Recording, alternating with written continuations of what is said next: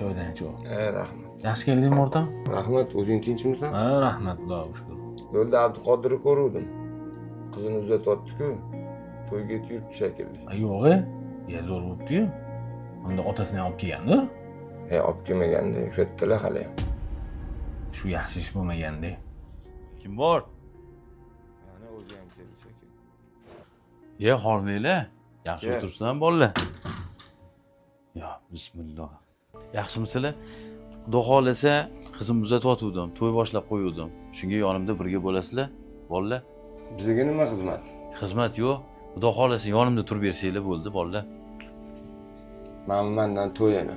He? To'ylarni yaxshi o'tkazib ol.